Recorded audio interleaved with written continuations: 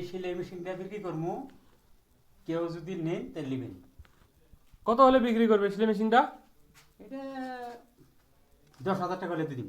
হ্যাঁ, 10,000। আপনি কিনছিলেন কত দিয়ে? আমি গেছিলাম 14,000। 14,000 দিয়ে কিনছিলেন, এলারে 10,000 হলে বিক্রি করবে? বিক্রি করে দিন। কে বিক্রি করো কে? বিক্রি করবো কে মানে বাড়ির চলানি মানুষ নাই।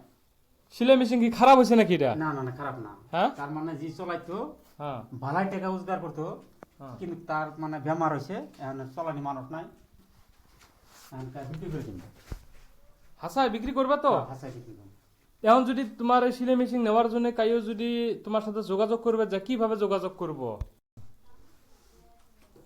আমার এই কমেন্ট বক্সে নাম্বার দাও, হ্যাঁ, ওই নম্বরে যোগাযোগ করে আমি কথাটা জানাম। সে যদি তোমার কাইও যদি ওরম পড়োশি বা হয়তো যদি কাইও নিবের চায়, যদি ওরাও যদি তোমার কমেন্ট বক্সে জানায়, তাহলে কি ওনারও দিয়ে দিবে? পনেরো দিয়ে দিব। হয় নাকি? হ্যাঁ, মানে যার ভালো লাগবে তাকে দিয়ে দিবে। তাক দিয়ে দিব। হয়তো যদি 10,000 কাইও যদি 1 টাকা কম, 500 1,000 কম দেয়, ওইটা বেলেগ কথা, ওইটা 200-500 টাকা কম দিলেও কথা নাই। তাহলে পেজটা ফলো করা লাগবে। হ্যাঁ, ফলো করে। হবে।